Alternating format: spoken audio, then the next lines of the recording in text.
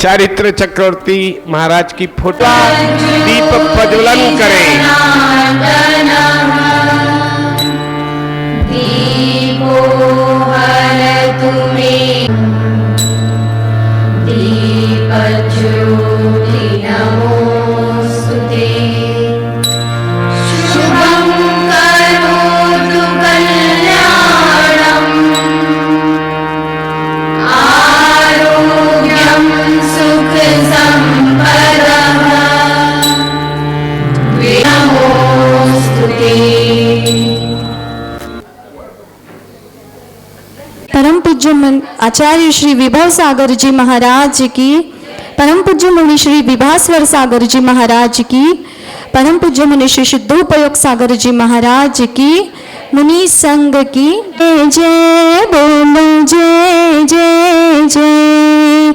शांति सागराचार्य मुनिवर जिन शासन के गौरव है, मुनिचर्या से नगर नगर में फैली जिसकी सौरभ है। परम तपस्वी यतिवर की मैं भावों से पूजन कर लूं, गुरु चरित चक्रवर्ती का नयन मूंद दर्शन कर लूं। मोशुटिति आह्वानम्। ओम ह्रीं चरित चक्रवर्ती आचार्य शांति सागर मुनीन्द्रत्र तिष्ठठ स्थापनम्। ओम ह्रीं चरित चक्रवर्ती आचार्य शांति सागर मुनीन्द्रत्र मम सन्निहितो भववशट सन्निधिकरणम्। जग के सारे सागर खारे आप शांति के सागर हो, तीन रत्न के धारी गुरुवर गुण सागर रत्नाकर हो। तपस्वी शांति सिंधु की पूजन से सुख शांति मिले, जल अर्पण करता मुरझाई मन कमली खिले। मुनिन्द्राय जन्म जरा मृत्यु विनाशाय जलम निर्वपामिते।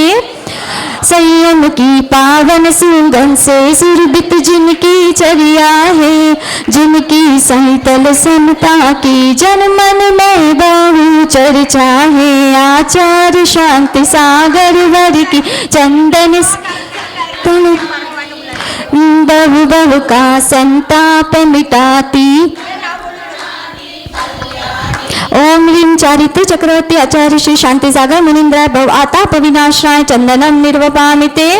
क्षण भंगुर इंद्रिय सुख तज कर आत्मिक सुख का पतवाया, भव्य जनों को लगा कि मानो मोक्ष पुरी का रथ आया। शांति सिंधु के चरण कमल में अखंड अक्षत लाया हूँ, शाश्वत अक्षय पद पाने को श्रवण चरण में आया हूँ। ओम ह्रीं आचार्य शांति सागर जी मुनीन्द्राय अक्षय पद प्राप्ताय अक्षतम निर्वपामिते स्वाहा। नर को स्वीकारा विषय भोग विषधर समझाने, संयम को अंगीकारा। शांति सिंधु से अति बलशाली कामदेव बिहार गया, 8-10 सहस्रशील पाने सब विकार वर वार दिया। ओम ह्रीं चारित्र चक्रवर्ती आचार्य श्री शांति सागर मुनीन्द्राय काम बाण विनाशनाय पुष्पम निर्वपा। तप को धार लिया घोर न्यास केड़ी कादिक, महान व्रत उपवास किए। अनंत वीर का लक्ष्य बना गुरु चरित रत आरूढ़ हुए। क्षुधाना सहित गुरुदर आए हाथों में नैवेद्य लिए। ओम ह्रीं चारित्र चक्रवर्ती आचार्य श्री शांति सागर मुनीन्द्राय क्षुधारोग विनाशनाय नैवेद्यम निर्वपामिते। क्षमन पंथ में सूरज बनकर मोक्ष पंथ उद्योत किया। शिवपुर के पथ पर खुद चलकर सबको सम्यक बोध दिया। रत्नत्रय का प्रकाश पाने श्रद्धा दीपक लाया हूँ।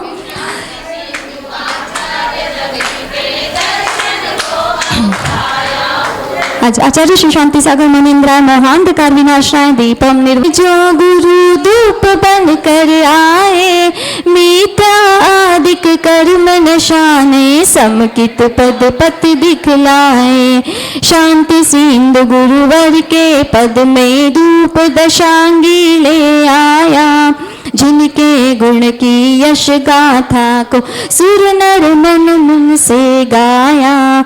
ओम ह्रीं श्री चक्रवर्ती आचार्य श्री शांति सागर मुनीन्द्राय अष्टकर्म दहनाय धूपं निर्वपामिति स्वाहा धूपं निर्वपामिति स्वाहा। वरधरा गुरु ने मुक्ति मंजिल पाने को कर्म फलों से पीड़ित होकर आशा लेकर आया हूँ निर्भव सफल बनाने गुरुवर श्रद्धा का फल लाया हूँ। ओम ह्रीं चारित्र चक्र वर शिव फल से ना जोड़ दिया शांति सागर आचार्य गुरु के पद में अर्घ चढ़ाता हूँ आत्म शांति पाने चरणों में सविनय शीश झुकाता हूँ। ओम ह्रीं श्री चारित्र चक्रवर्ती आचार्य श्री शांति सागर मुनीन्द्राय अनर्घ्य पत्राप्ताय अर्घ्यं निर्वपामिति स्वाहा। कहना दुनिया में गुरु तो हजारों शांति सागर का क्या हो इनकी भक्ति का क्या कहना इनकी शक्ति का क्या कहना दुनिया में गुरु तो हजारों पर शांति सागर का क्या कहना शांति सिंधु की अर्चना देती शांति अपार गाओ गुण माल को वंदे बारंबार जय जय शमन श्रेष्ठ हितकारी चरण कमल में वंदन है जिन शासन की शान मुनीश्वर भावों से अभिनंदन। इस विषय में 1872 भोज ग्राम में जन्म लिया पिता भीम गौड़ा और माता सत्यवती को धन्य किया नाम सतगौड़ा पाटिल था प्रखर बुद्धि तन तेज धरे पूर्ण देव निंदोदय से जन जन इनसे नेह डरे 1913वें सन में उत्तर ग्राम मुनि देवेंद्र कीर्ति ने शुल्क शांति सागर की संज्ञा ली शाश्वत आत्म शांति पाने को पूजन की है गुरुवर की सर्व विभाव भाव को तज कर राह चलूं मैं शिव सम्यक बोधि समाधि हो गुरु यही प्रार्थना करता हूँ मन वचन से वंदन करके अर्घ समर्पण करता हूँ। सदी 20वीं के प्रथम है आचार्य महान जो पूजे श्रद्धा सहित करे कर्म की हान। ओम ह्रीं श्री शांति सागर मुनीन्द्राय पूजा का जयमाला सहित पूर्णार्घ्यं निर्वपामिति। जय बोलो शांति सागर जी महाराज की। ओम नमः सिद्धेभ्यः ओम नमः सिद्धेभ्यः ओम नमः सिद्धेभ्यः नमो हरियन्ताणं नमो सिद्धाणं नमो आर्याणं नमो वैज्ञायाणं नमो लोये सवसाहुणम् स्वयं उदयमये निलोका आश्वासमूर्ति भरते सुरं च बाहुबली त्यागमहाप्रसिद्धं तं देवदेवं। भगवान की जय। पार्श्वनाथ भगवान की। आचार्य श्री शांति सागर महाराज की। आचार्य श्री विराग सागर महाराज की। परम पूज्य आचार्य श्री विश्व सागर महाराज की। परम पूज्य आचार्य श्री विभव सागर महाराज की। द्वासांग जिनवाणी माता की जय। भव्य बंधु, आज का वह दिन बड़ा सौभाग्य का दिन कि जहाँ पर महापुरुषों का पुण्यतिथि मनाने का अवसर मिला है। जहाँ पर अपन को महापुरुषों को देखा तो नहीं है कि उन्होंने इस पंचम काल में जन्म लिया, उन माता को धन्य है। उन पिता को धन्य मानते हैं कि इस पंचम काल में साधुओं का दर्शन होना बड़ा दुर्लभ होता था, जिन्होंने, क्योंकि आचार्य आदि सागर, आचार्य शांति सागर, आचार्य आदि सागर जी महाराज जी जब दूध गंगा नदी पार करते थे तो आचार्य से भगवान बुलाते थे कि आप मेरे लिए, शांति सागर जी अपने कंधों पर बैठा करके आचार्य से आदि सागर को नदी पार कराते थे। तो बोलते थे शांति सागर जी, आप तो इस तरह हम आपको पार कराते हैं, आप मेरे लिए संसार से पार कराना। तो ऐसे ही ऐसे अनुभव मिलते हैं कि जहाँ पर आचार्य शांति सागर महाराज जी का जन्म आषाढ़ कृष्णा छठ को विक्रम संवत 1929 को ईस्वी 1872 बुधवार के दिन हुआ था उनका, और जन्म का नाम सातगौड़ा।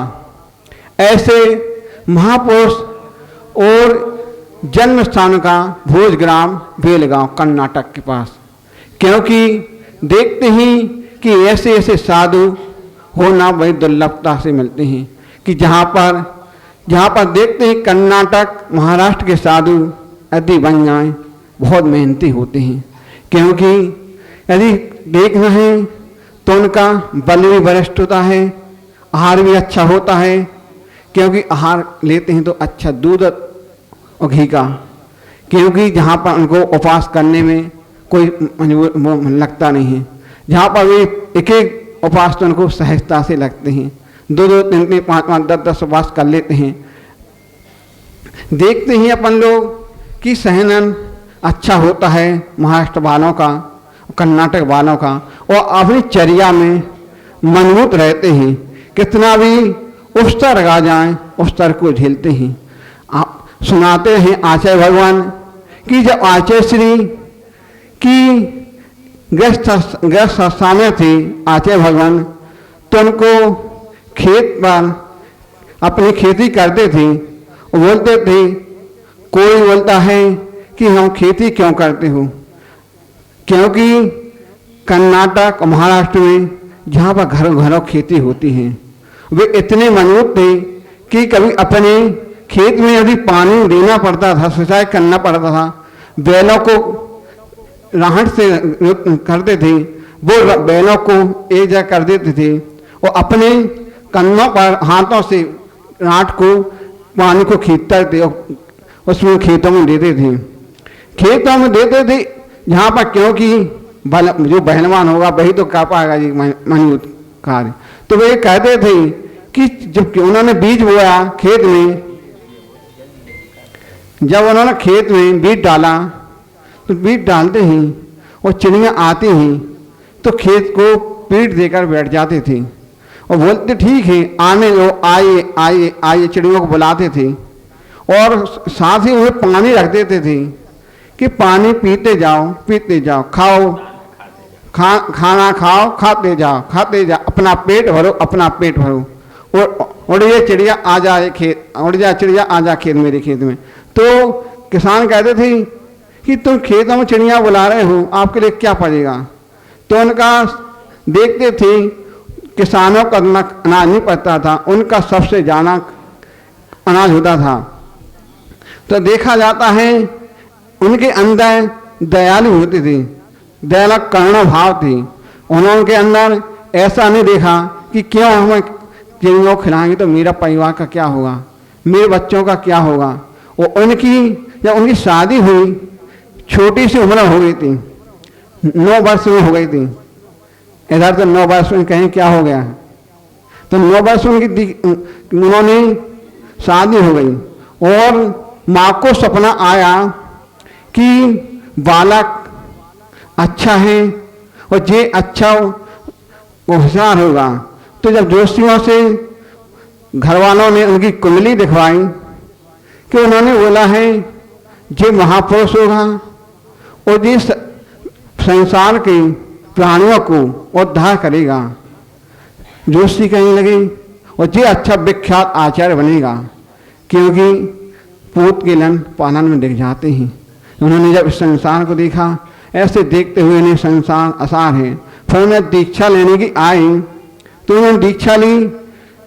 उन 33 वर्ष में जब उन्होंने सम्यक शिखर तो उन्होंने घी और नमक का आजीवन का त्याग कर दिया। मुख देखी जाए तो रसना इंद्रिय के लिए सबसे ज़्यादा मुख, दो रस बहुत मुश्किल से छूटते हैं, और स्वास्थ्य के लिए भी रसना इंद्रिय के लिए, क्योंकि घी और नमक सबसे ज़्यादा अच्छा लगता है। क्योंकि एक दिन नहीं मिले तो अन्न ग्रास नहीं जाता है। जब अपन लोग रविवार का व्रत करते हो, कहते हैं महाराज जी अंदर नहीं जा रहा है, और जिन्होंने आजीवन का त्याग कर दिया तो अपने आप में इतने मनुष्य हो जाते हैं। तो आचार्य भगवान लाते थे कि आचार्य जी क्षत्रिय वंश के थे, और कभी भी इन्होंने ये नहीं देखा कि कौन है कौन है। और जब उन्होंने ऐसा अवसर आया कि दूसरे जाति की अपने मंदिरों में कब्जा करना चाहते थे, तो उन्होंने अपने धर्म के लिए, धर्म की रक्षा के लिए 3 वर्ष तक अन्न का त्याग कर दिया था। तो उन्हें देखो, धर्म के लिए इतना भी कर सकते हैं या अन्न, अपना अन्न के बगैर पेट नहीं भरता, उन्होंने अन्न के 3 वर्ष के लिए तो धर्म का तो राष्ट्र की सरकार ने उन्होंने रोक लगा दी, आप कुछ भी हो, उन्होंने अपने आप में मजबूत रहे तो अपने शासन को विजय पाए। उन्होंने आप अपन भगवान मिल रहे ना तो भगवान दर्शन नहीं हो पाते, उनकी अपन भावना भाएंगे कि ऐसे ही आचार्य रहें कि हमारे लिए उपकार हैं कि आज आपको दर्शन मिल रहे हैं। धन्य उन्हें आचार्य भगवंतों को जिन्होंने आज आपके लिए मिथ्यात्व को छुटा करके अपने वीतराग शासन की विजय प्राप्त कराई है। अपन को दर्शन पड़ रहे हैं, नाते मुश्किल होते दर्शन। उन्होंने कुमार्गों को लगा के सुमार्ग पर लगाया। ऐसे आचार्यों के लिए जिनकी माता ने छोटी सी उम्र में और छोटी सी उम्र में दीक्षा ले ली, और दीक्षा लेकर के शासन को, धर्म को प्रभावना किया। और ऐसे देखते ही अपन छोटे छोटे साधु क्या नहीं कर सकते हैं, इतनी मेहनत करके इस पंचम काल में, इस पंचम काल में कहाँ साधु मिल रहे हैं।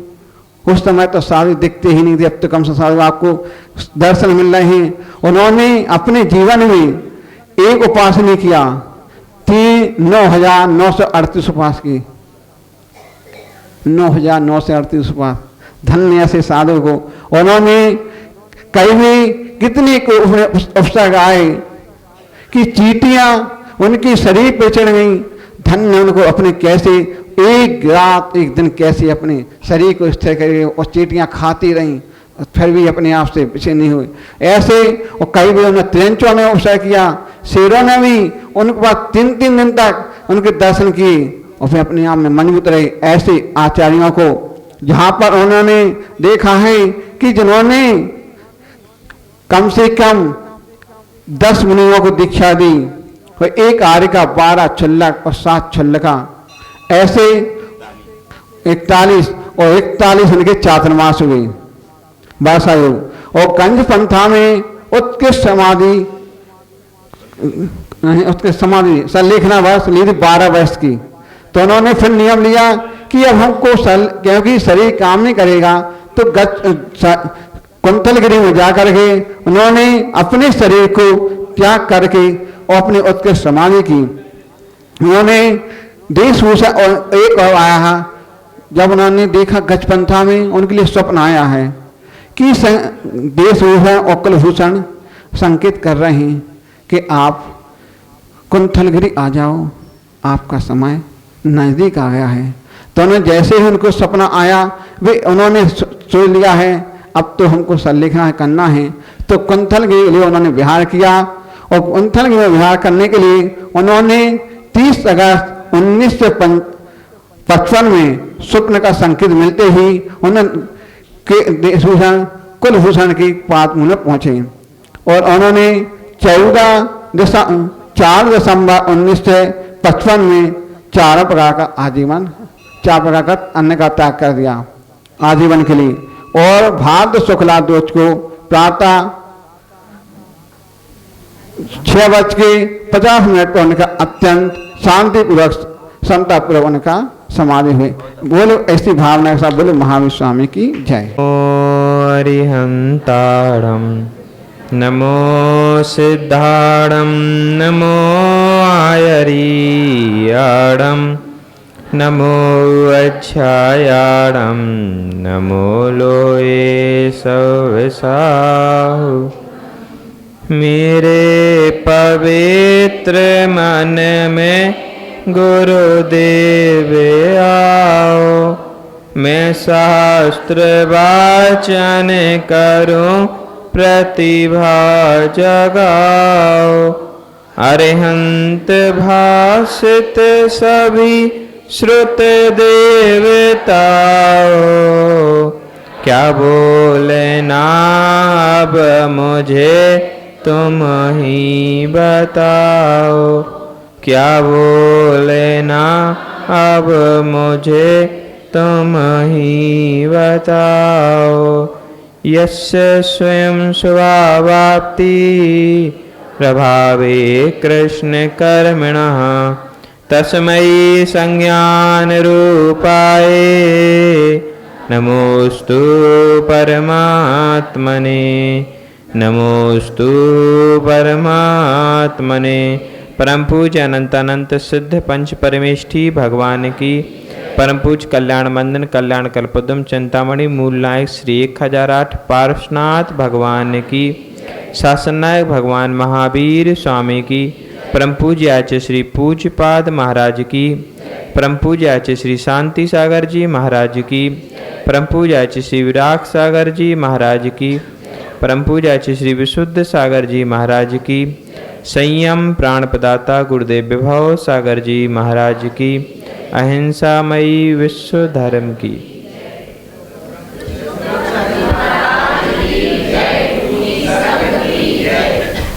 प्रसंग है चारित्र चक्रवर्ती आचार्य शांति सागर जी महाराज के देवलोक गमन का। व्यक्ति जन्म से नहीं कर्म से महान बनता है। कर्म ऐसे करना चाहिए कि उसके बाद सैकड़ों वर्षों तक उसको याद किया जाए। कब जन्म हुआ, कहाँ जन्म हुआ, किस स्थिति में जन्म हुआ, इसकी चर्चा हमारे बीच में नहीं होती। मात्र इतनी ही चर्चा होती, एलगुल में जन्म हुआ, भोज में पले बड़े, उसके बाद कोई इतिहास हमें ज्ञात। इतिहास कहाँ से प्रारंभ हुआ, वह है निर्ग्रंथ दीक्षा। समझना, सैकड़ों लोग इस भूमि पर आए, जीवन को जिया, काल के गाल में समा गए और उनका अस्तित्व धराशायी। लेकिन इतिहास अस्तित्व उन्हीं का जीवंत रहता है जो कुछ अपने और कुछ दूसरों के लिए करके जाते हैं। महाराज बतला रहे थे, ये देवतागण स्वर्ग में चर्चा कर रहे थे। जब दिल्ली में या यूं कहें भारत भूमि में मुनियों के निर्ग्रंथ नग्न अवस्था के विहार पर प्रश्न चिन्ह खड़ा हुआ, तो कर्नाटक की भूमि को छोड़कर शांति सागर महाराज दिल्ली की ओर पहुंच गए। लोग कहते इतने विहार की क्या आवश्यकता। उस समय उस विहार की महत्ता नहीं समझी। आज यदि वो विहार नहीं किया होता तो इस भारत भूमि में दिगंबर साधुओं को चलने में। लोग कहते महाराज साधु तो वीतरागी होते हैं, उन्हें फोटुआं नहीं खिंचानी चाहिए। यदि उस समय इंडिया गेट पर फोटो ना खिंचाई होती तो आज तुम्हारे पास क्या प्रमाण था कि साधु दिल्ली गए।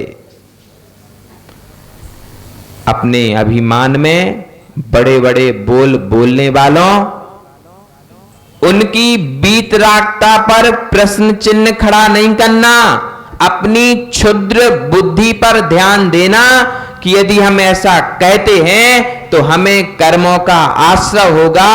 और उन्होंने मुनि परिपाठी को जीवंत किया है, वो किसी भी प्रकार से किया हो। वो चर्चा चल रही थी गिरनार की। आज गिरनार हाथ से क्यों गया? उस समय हम सोए रहे जब भारत स्वतंत्र हुआ था। हमने सरकार में किसी भी टोक का कोई लिखित लेख नहीं दिया। आज हमारे पास प्रमाण पत्र है ही नहीं कि यह टोक किन तीर्थंकर की है। सरकार तो प्रमाण मांगती, क्या प्रमाण है आपके पास?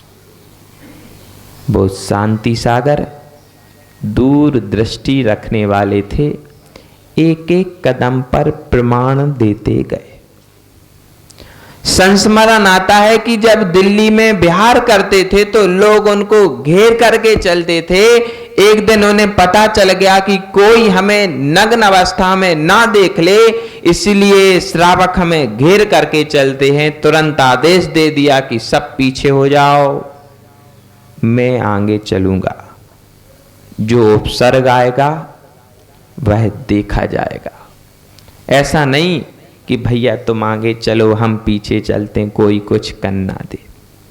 समझना, यह जो भी उन्होंने अपने जीवन पर संकट आने की स्थिति में भी धर्म पर संकट नहीं आने दिया, ये किसी बड़े व्यक्तित्व का ही काम हो सकता है।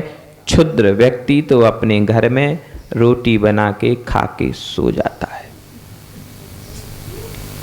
बड़े काम यदि किसी के माध्यम से होते हैं तो वो बड़ा व्यक्तित्व ही होता है। आचार्य शांति सागर महाराज ने जीवन भर आत्म कल्याण के साथ परोपकार किया। कर्नाटक में जन्म लिया, 2 बार पूरे भारत वर्ष की यात्रा की। क्या जरूरत थी? क्या महाराष्ट्र में आदित्य जी चौके नहीं लगते थे? बोलो, क्या कर्नाटक में आहार की व्यवस्था नहीं थी? क्या समस्या थी? लेकिन पूरी भारत भूमि पर विहार किया। इसका परिणाम यह हुआ कि आज जो उस समय 2-4 साधु थे, उनका कारण बना कि आज इस भारत भूमि पर 1600 निर्ग्रंथ पिछीधारी विचरण करते हैं।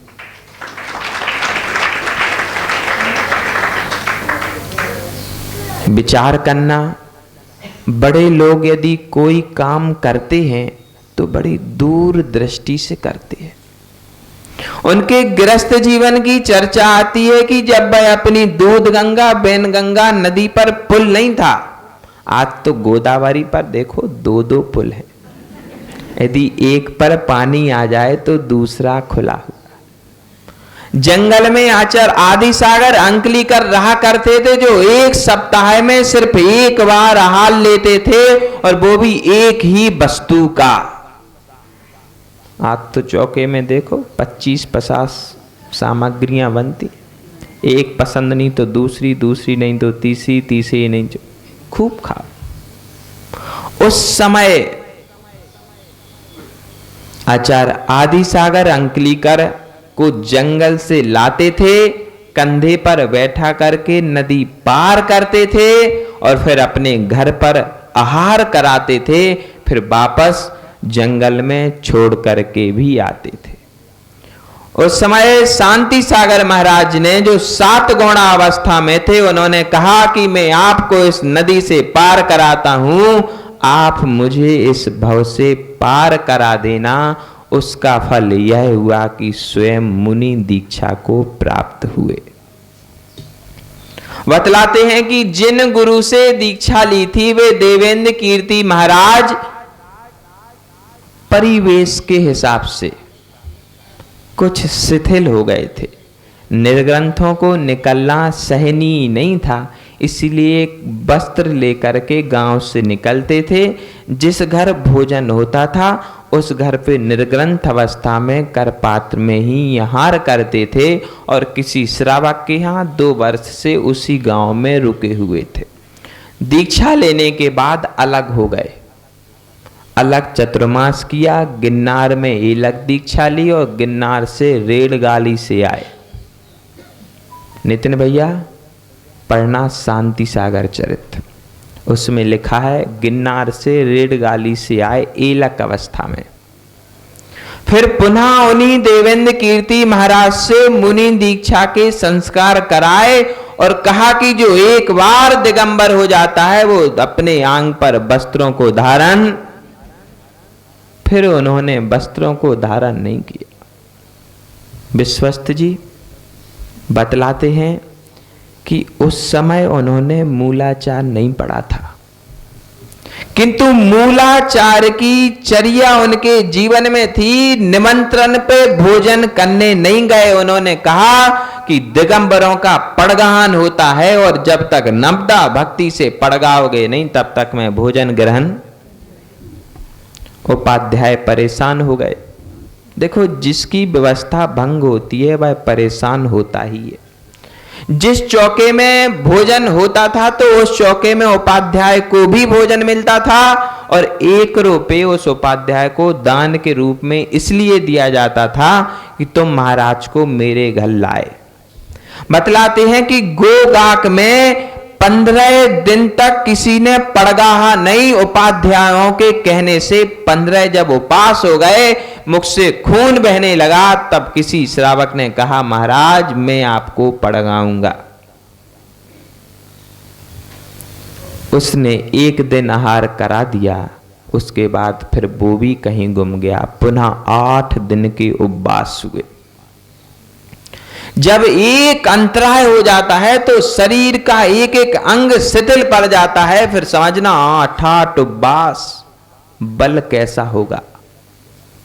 30 वर्ष की उम्र में घी और नमक, भोजन का आधार है घी और नमक। नमक को भोजन का राजा कहा जाता, उस स्निग्धता का राजा घी है। दोनों राजाओं को छोड़ दिया फिर भी राजा बने रहे। समझना कितनी बड़ी विशेषता थी उनके जीवन की। दीक्षा के बाद विभिन्न स्थानों पर विहार किया और जहां जहां गए वहां नवदा भक्ति का प्रचार किया। धीरे धीरे यह परंपरा चालू हो गई कि मुनियों को निमंत्रण पे नहीं पड़गाहन पर घर में जाना चाहिए। नवदा भक्ति के बाद आहार लेना चाहिए। जब पुनः उन्हीं गुरु देवेंद्र कीर्ति से मिले तो उनसे कहा कि देखो प्रारंभ में कठिनाइयां होती ही हैं किंतु बाद में सब सरल हो जाता है। ऐसी ही विधि आप भी करो। बतलाते हैं कि उन गुरु ने भी शिष्य को गुरु मान करके उसी परिपाठी को अपनाया।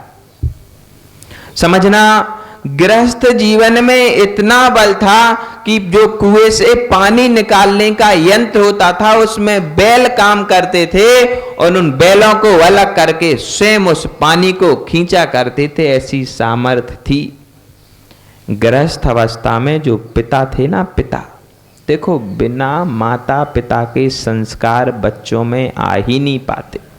हम अपने संस्कारों पर ध्यान नहीं देते और बच्चों को महान बनाना चाहते हैं। शांति सागर के पिता ने घर का त्याग करके 15 दिन की मंदिर में जाके गृहस्थ जीवन में सल्लेखना धारण की थी। पढ़ना कभी शांति सागर चरित्र। कहां गए गनोटकर जी? देख लिया।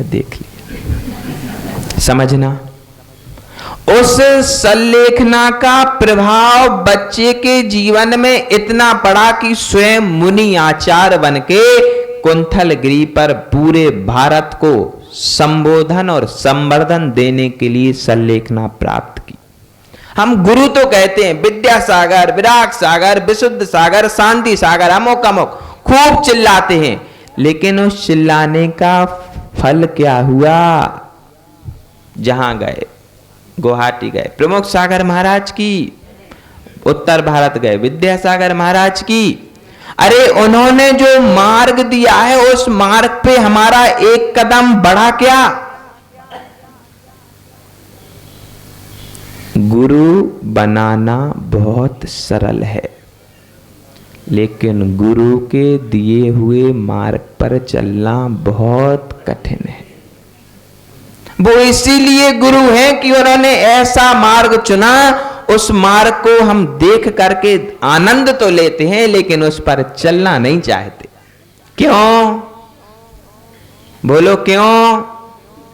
क्योंकि भीतर में भय है, आहार नहीं मिला तो, अभी कुछ भी कहो, व्यवस्था नहीं बनी तो, अंतराय हो गया तो, इन सारी परिभाषाओं को छोड़कर जिन्हें हम गुरु मानते हैं उनके चरणों में समर्पित होना पड़ेगा कि हाँ, यदि आप हमारे गुरु हैं तो हमारा एक कदम संयम की ओर। तब है ये जयंतियां और समाधि दिवस मनाने का फल। अन्यथा ये अभी कितना प्यारा नाटक हुआ। पूछो 2 दिन बाद क्या संवाद था, सब भूल गए। शांति सागर महाराज एक ऐसी ज्योति इस भारत भूमि में पैदा हुई जिस ज्योति ने संपूर्ण भारत भर का अंधकार और मिथ्यात हल लिया। वो ज्योति अब हमारे बीच में नहीं, लेकिन उस ज्योति का प्रकाश है।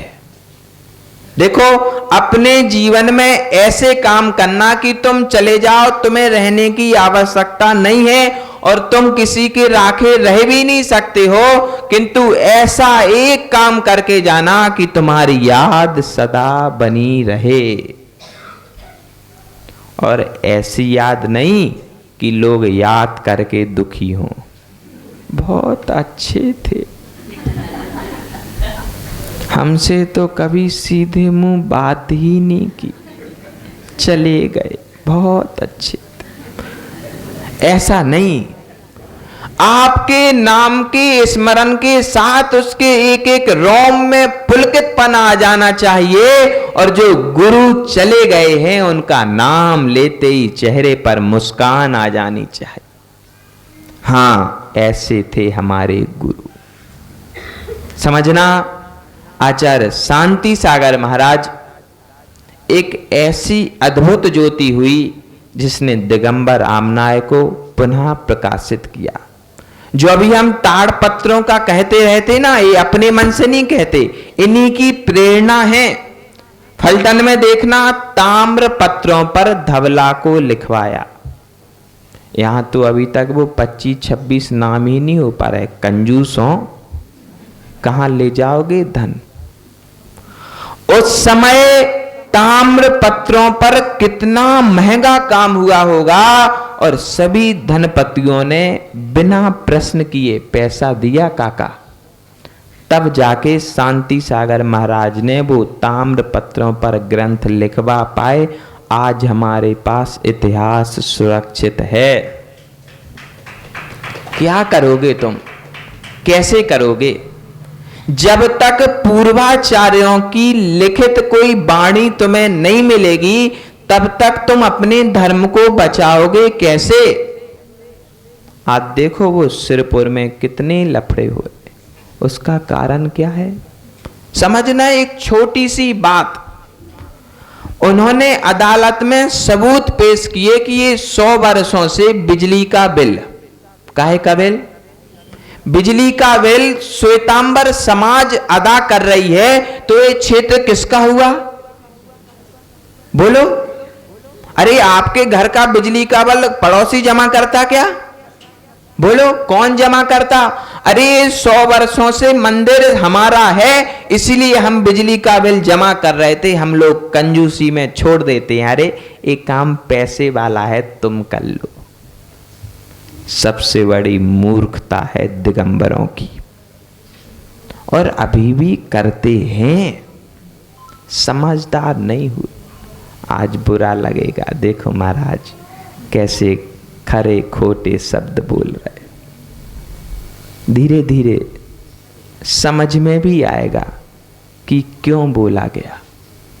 जिनके स्मरण के लिए हम बैठे हैं, उन्होंने अपने शरीर से मोह नहीं किया। बतलाते हैं कि जब अंबेडकर स्वयं उनके चरणों में श्रीफल लेकर के आए कि गुरु महाराज मुझे दिगंबरी दीक्षा लेना है, मुझे दिगंबरी दीक्षा प्रदान करो, तो उन्होंने सिर्फ आशीष दे करके हाथ पीछे कर लिया। कल्पना करना कि यदि आज उस समाज को निर्ग्रंथ दीक्षा प्रदान की गई होती तो आज हमारे मंदिरों की क्या दुर्दशा हुई होती। हमें लगता है गुरुओं ने ऐसा काम किया तो क्यों किया, अरे दे देते थे दीक्षा, दिगंबर साधु बढ़ जाते थे, समाज बढ़ जाती थी। लेकिन वो इस बात को समझते थे कि समाज नहीं बढ़ेगी, जो समाज है वह और पीछे हो जाएगी। इस विवाद को लेकर के 3 वर्ष 10 माह तक अन्न नहीं लिया। देखो, हम लोग 1-2 दिन फलाहार करते तो 2-4 दिन में कैसी हालत हो जाती। जो अभी 16 कारण और 10 लक्षण कर रहे ना, उनकी 11वें दिन और 17वें दिन देखना पारना आने दो। साधु जीवन की विशेषता यह होती है कि यदि एक उपवास करे तो वो एक उपवास 10 उपवास के बराबर होता है, क्योंकि दूसरे दिन जब खड़े होकर के करपात्र में हाल लेता है तो उसकी प्रकृति के अनुरूप मिला कि नहीं मिला। इस बात को कोई भी श्रावक समझता नहीं। 3 वर्ष 10 माह तक अन्न नहीं खाया, फिर उसके बाद अन्न गया होगा कि नहीं, ये विशेष बात है समझना। जिनके पुण्य स्मरण को हम याद करते हैं, उनके जीवन को कुछ कुछ अपने जीवन में भी उतारना चाहिए। दक्षिण भारत ने ऐसे ऐसे रत्नों को जन्म दिया कि पूरे भारत भर में उनकी सुगंध फैल गई, चाहे शांति सागर हो चाहे विद्यासागर हो। अधिक नहीं हुए, 2 ही हीरे हुए। उत्तर भारत ने ज्ञानमती को जन्म दिया। पूरे भारत में आज एक तरफा राज्य है। समझना, इन दोनों विद्या और ज्ञानमती को जन्म देने वाले शांति सागर परंपरा के आचार्य देशभूषण कौन, याद कर लेना। किसने लिखा ये नाटक? आचार्य देशभूषण। ब्रह्मचर्य व्रत दिया विद्यासागर जी को तो आचार्य देशभूषण ने, और गणनी ज्ञानमती को छुल्ली का वीरमती बनाया तो आचार्य देशभूषण ने दोनों को दीक्षा दे करके उनके कल्याण के लिए छोड़ दिया। यदि आज वो स्वयं अपने शिष्य बना करके रखते थे तो आज पूरे भारत में देशभूषण ही होते। देखो, ज्ञान सागर, यदि देशभूषण आज्ञा ना देते तो ज्ञान सागर को सौभाग्य नहीं मिलता था दीक्षा देने का। वीरमती को देशभूषण ना भेजते तो वीर सागर दीक्षा नहीं दे पाते थे। एक इस भारत भूमि में एक ऐसा गरीब बच्चा हुआ जिसके माँ बाप मर गए, उसके एक टाइम के भोजन के लिए लाले पड़ने लगे। तब किसी श्रावक ने अनंत कीर्ति महाराज से कहा, आप अपने पास इस बच्चे को रख लो और इसे आप जिस चौके में भोजन करो उस समय इसको आप भोजन करा देना, उसका फल यह हुआ। महाराज बोले कि मैं इसे कमंडल में पानी भरने पर भोजन नहीं दूंगा, ये जब आगम की कारी का गाथा याद करेगा तब भोजन दूंगा। उसका फल यह हुआ कि भारत रत्न की उपाधि से विभूषित हुए आचार्य देशभूषण महाराज। उन्हीं शांति सागर की परंपरा में एक ऐसा व्यक्ति हुआ जो लोगों को देखता था तो लोग डरते थे, जिससे लोग भागते थे। बहू बेटियां जिसके सामने नहीं जाना चाहती थी। एक ऐसे डाकू को आचार्य महाराज का एक बार दर्शन हुआ और वो आचार्य पाय सागर के रूप में पूरी भारत भूमि पर प्रसिद्धि को प्राप्त हुआ। बतलाते हैं कि जब ये करनाल में रहते थे तो सिगरेट मुंह में दबाए, कोट पैंट पहने और बड़ी अकड़ के साथ अपनी साइकिल, उस समय आज जो स्कॉर्पियो का महत्व है ना, उस समय साइकिल का महत्व था, अपनी साइकिल लिए खड़े रहते थे। और जब आचार्य महाराज निकले तो उन्होंने उनकी तरफ करुणा दृष्टि से देखा तो वो बतलाते हैं कि वो सिगरेट मुंह से नीचे गिर गई, फिर कभी मुंह में नहीं आई और उनके पीछे पहुंच गए। बोले महाराज, आज तक सभी ने मुझे भय की दृष्टि से देखा, आपने मुझे करुणा की दृष्टि से क्यों देखा?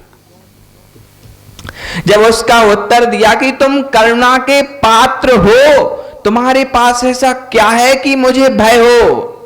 बस स्वभाव में परिवर्तन हो गया, भीतर में वैराग्य के अंकुर फूट गए। लोगों ने बहुत मना किया, लेकिन आचार्य महाराज ने उन्हें अलग दीक्षा। बतलाते हैं कि जब एलगुल में पंच कल्याणक हुआ तब मुनि दीक्षा भी उन्हीं पायसागर को दी गई। वो पायसागर जी एक ऐसे अद्भुत तपस्वी हुए जिन्होंने अपने जीवन में 10,000 उपवास किए। समझो, जो एक डाकू था जिसको देख करके लोग डरते थे, जिस पायसागर ने कई लोगों को साधु दीक्षा दी, निर्ग्रंथ बनाया, वृत्ति बनाया। समझना, इस शांति सागर महाराज का चरित्र इतना महान है, यदि उनके जीवन से हम एक एक दो दो बातें ही ग्रहण कर लेंगे तो हमारा जीवन आदर्शमय हो जाएगा। बतलाते हैं कि जब उत्तर भारत आने के लिए राजस्थान के प्रतापगढ़ के एक व्यक्ति ने निवेदन किया, पंडित ने निवेदन किया कि गुरुदेव राजस्थान भी पधारो, तो उन्होंने कहा क्यों आऊं मैं राजस्थान? बोलो, क्यों आऊं मैं राजस्थान? क्या मिलेगा? दो ही व्यक्ति महान होते हैं, या तो दानवीर हो या धर्मवीर हो। शांति सागर बोले मुझे पैसा तो चाहिए नहीं, हाँ यदि कोई ऐसा हो तुम्हारे जैसा मुनि दीक्षा लेता हो तो मैं राजस्थान चलता हूं। बतलाते हैं कि वो पंडित मुनि दीक्षित होकर के आचार्य सुधर्म सागर हुए और तंत्र मंत्र शास्त्र के इतने प्रखर विद्वान हुए। हम लोग, कौन सा गांव है वो?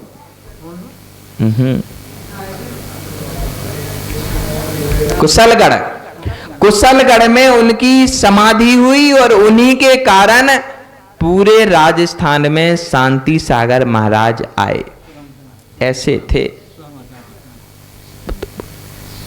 समझो, एक एक साधु को दीक्षित करके पूरे भारत भर में विचरण कराया और पूरे भारत में दिगंबर धर्म को फैलाया गया। आचार्य शांति सागर हो, वीर सागर हो, शिव सागर हो, धर्म सागर हो, अजित सागर हो, श्रेयांश सागर हो, वर्धमान सागर हो, अभिनंदन सागर हो, चाहे वर्तमान में अनेकांत सागर हो, कोई भी साधु हो, उस परंपरा को आज तक अक्षुण्ण रूप से बनाने में सभी दिगंबर योगियों का सहयोग है। उनके जीवन चरित्र से हमें पल पल शिक्षाएं मिलती हैं।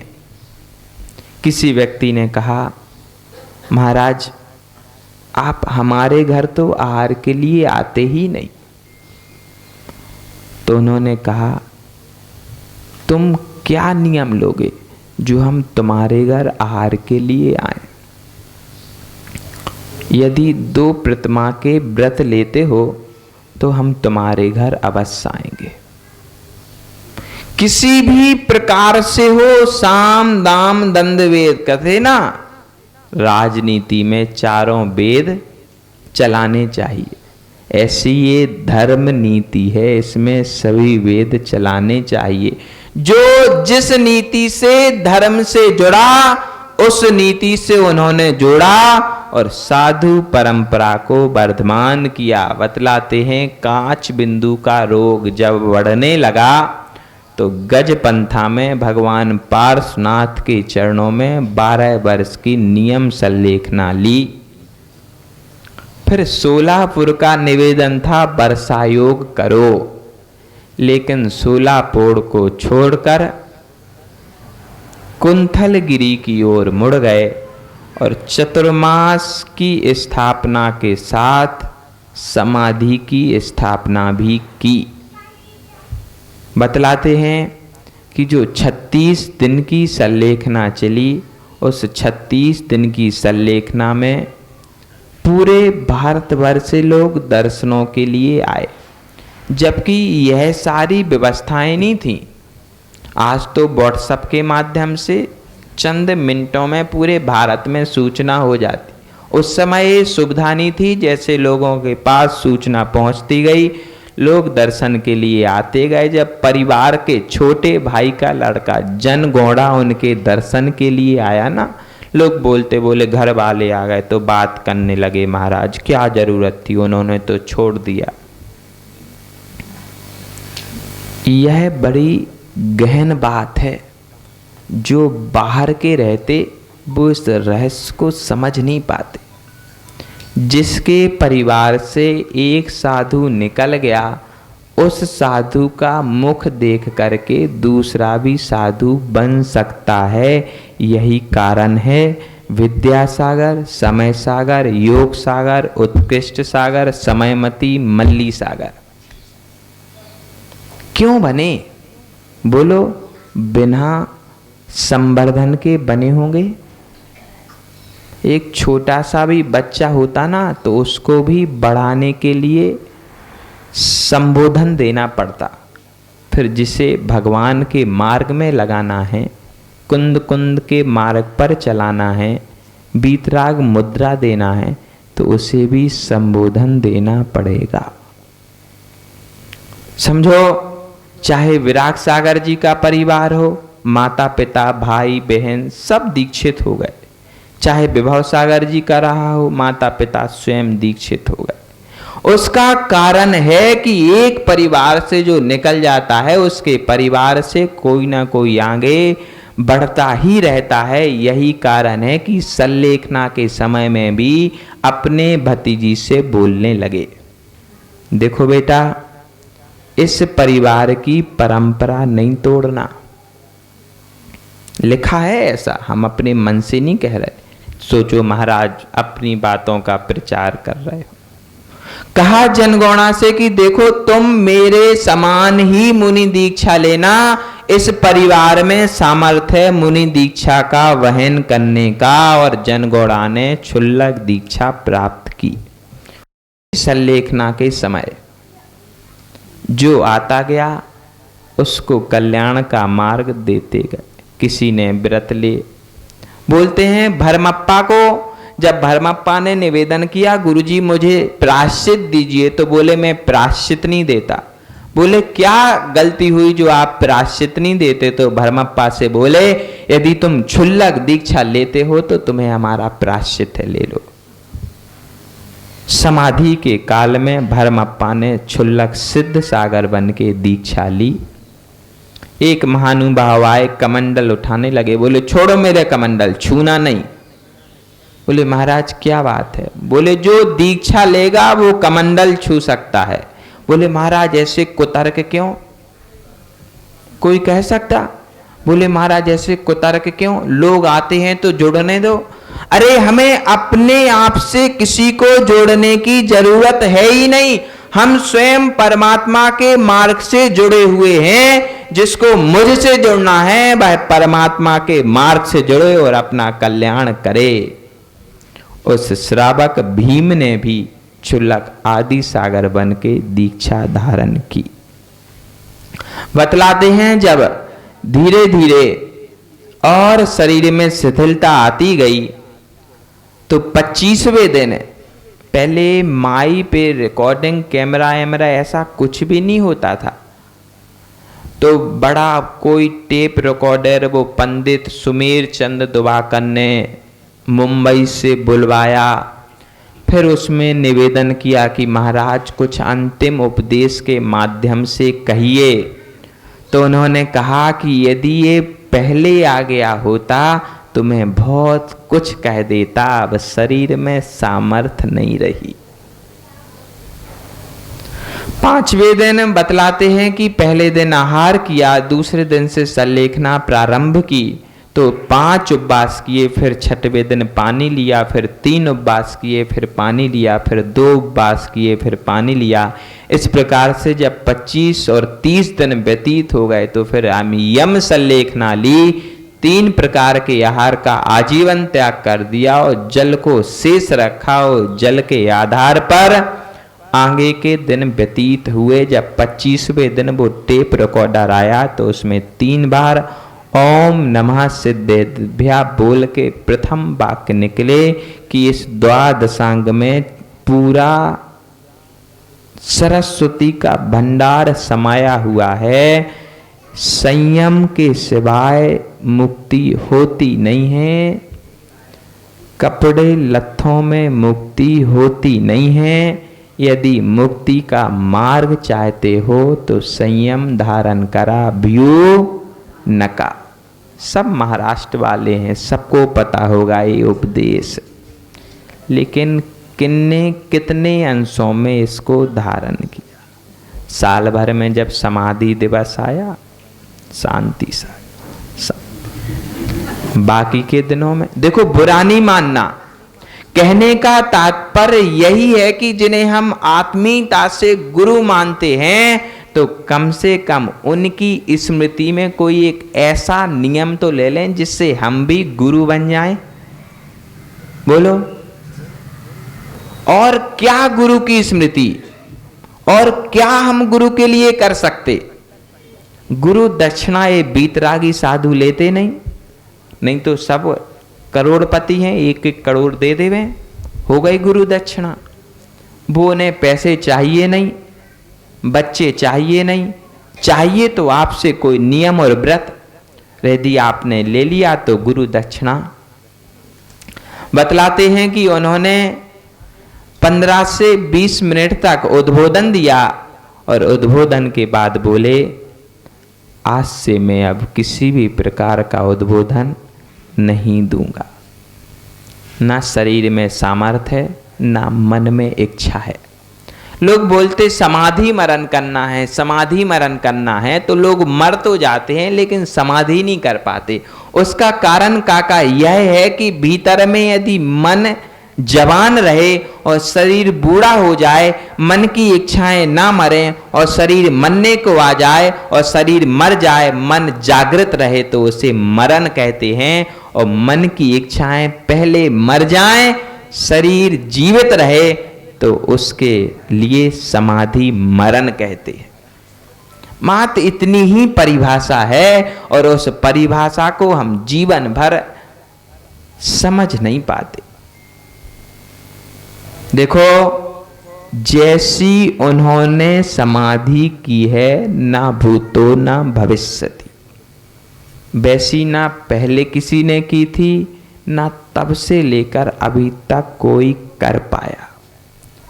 लेकिन उनके जैसी तो कर सकते, हम भी कुछ ना कुछ अंशों में समाधि मरण कर सकते। जीवन का एकमात्र लक्ष्य समाधि ही होना चाहिए।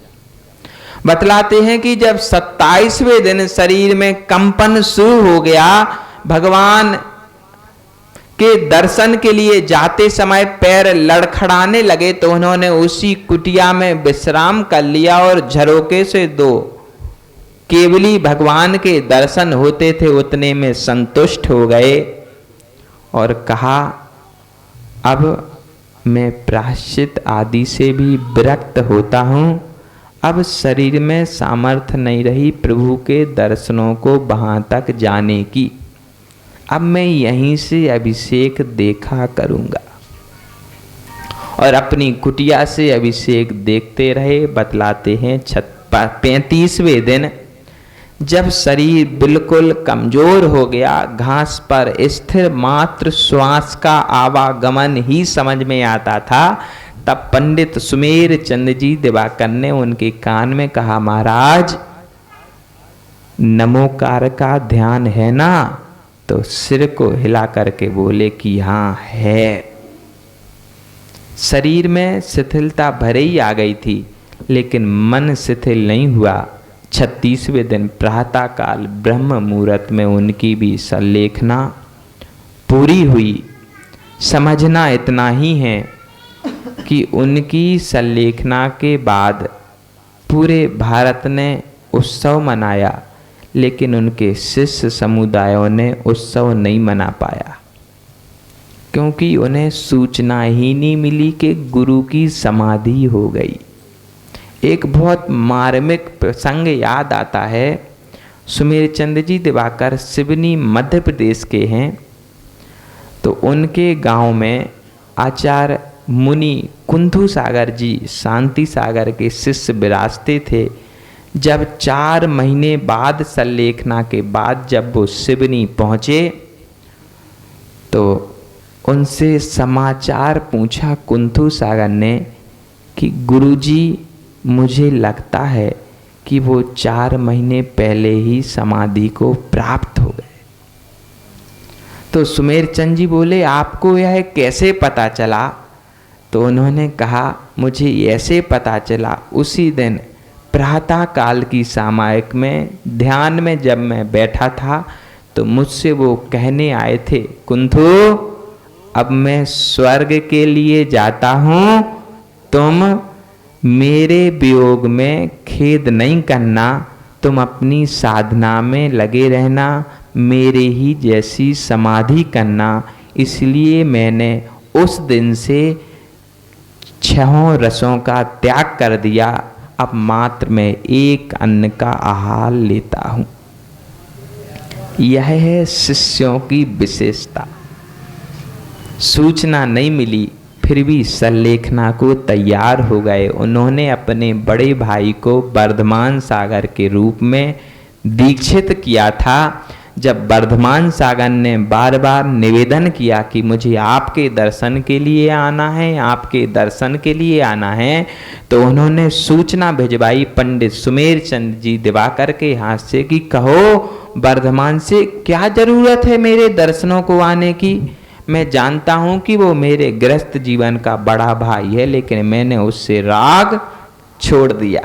तो उन्होंने भी कहा कि वो भी आपको बड़े भाई के नाते नहीं आना चाहते, आपने उन्हें दीक्षा दी है, इसलिए वो आपके दर्शनों को लालायत हैं। तो उन्होंने उत्तर दिया कि कहना वहीं से स्मरण कर लिया करेंगे, यहाँ आने की कोई जरूरत। यह थी विरक्ति परिवार के प्रति। अब समझो, जो संसार में फंसा था उससे विरक्त नहीं हुए, और जो संसार से निकल चुका था उससे विरक्त हुए। यदि जनगणना से बात नहीं करते तो वो क्षुल्लक दीक्षा नहीं लेता, और वर्धमान सागर को नहीं बुलाया तो उन्होंने दीक्षा छोड़ी नहीं। बतलाते हैं वर्धमान सागर जी ने कहा कि आप संलेखना लेने के लिए तैयार हो गए। जब सुमेरचंद जी उनके पास पहुंचे तो उन्होंने कहा कि गुरुजी संलेखना के लिए तैयार हो गया, मैं 95 वर्ष का हो चुका हूं और मैंने संलेखना नहीं ली, तो मुझे बड़ा दुख होता है। वह संलेखना के लिए तैयार क्यों हुए? उन्हें इतनी ही सूचना थी कि अभी मेरे गुरु संलेखना के लिए तैयार हुए हैं। उन्हें यह नहीं पता था कि उनकी संलेखना हो गई। उनके सामायिक के काल में शांति सागर ने उनसे कहा था, देखो वर्धमान, तुम मुझसे राग नहीं रखना, संलेखना करना, मैं संलेखना ही कर रहा हूं। यह है वाक्य उन्होंने समाधि के बाद अपने सभी शिष्यों को दर्शन दिए और सबसे एक एक शब्द बोल के गए। बतलाते हैं जब पाय सागर जी के पास गए तो तो पाय सागर जी ने कहा मेरे गुरु को क्या हुआ, वह कैसे हैं? तो उन्होंने कहा वो 2 माह पहले ही समाधि को प्राप्त हो गए। तो पाय सागर जी ने कहा अच्छा, उस दिन का संकेत सत्य ही था। मैंने तभी से समस्त अन्नों का त्याग कर दिया। मैं भी संलेखना के लिए तैयार हूं। जो मुंबई में बोरीवली है ना 3 मूर्ति, वो एक नेमी सागर महाराज हुए, उन्होंने बनाई। वो नेमी सागर अद्भुत तपस्वी थे और बाल ब्रह्मचारी थे। उन्होंने 50 वर्षों तक शांति सागर जी के जीवन के साथ रहे। तो उन्होंने कहा, जब पंडित उनके पास मुंबई पहुंचे पर्यूषण समाप्त करने के बाद, तो उन्होंने कहा कि गुरुजी कैसे हैं? तो उन्होंने कहा अब तो गुरुजी समाधिस्थ हो गए। अच्छा, मेरे पास संकेत सत्य ही आया था। कहने का तात्पर्य यह है कि पूरे शिष्यों को ऐसा संबोधन देके गए कि सभी शिष्यों ने आदर्श समाधि प्राप्त की। हमें यह समझना है कि वो तो चले गए, अब हमारा मार्ग प्रशस्त कैसे हो। बस इतनी सी ही बात है। शांति सागर एक आदर्श के रूप में विद्वान थे, हैं और रहेंगे। इस परंपरा, इस भारत भूतल पर 3 परंपरा के साधु आज जयवंत हैं। आचार्य आदि सागर अंकलीकर जो उदगांव के अंकली के हुए, आचार्य शांति सागर भोज और आचार्य शांति सागर छाणी। इन 3 आचार्यों के साधु आज इस भारत पर विचरण करते हैं। तीनों परंपराएं जयवंत हों, शांति सागर जयवंत हों। उनके जीवन से थोड़ी थोड़ी शिक्षाओं को लेते रहना, उनके शिष्यों से भी सीखते रहना कि देशभूषण जैसा हृदय हमारा भी हो। अनंत कीर्ति, पाय सागर, विद्यानंद, विद्यासागर, ये सब उन्हीं की परंपरा के कीर्तिमान नक्षत्र हैं। उनके जैसे हमारा भी जीवन हो। आज आपका समय बहुत अधिक हो गया, थके तो नहीं? परम पूज्य गुरुदेव विभव सागर जी महाराज की श्वास श्वास में तुम्हें बसाए हे जिन वाणी माँ, बार बार हम शीश झुकाए हे जिन वाणी माँ। धर्म सभा में आने वाले समो शरण जाते, दिव्य देशना सुनने वाले समो शरण पाते। गुरु मिले तो प्रभु मिलेंगे कहती वाणी माँ। बार बार हम शीश झुकाएं। बोधि समाधि परिणाम शुद्धि स्वात्मोपलब्धि शिव सौख्य सिद्धि चिंतामणि चिंतित वस्तु दाने तम बंद मानस ममास्तु देवी।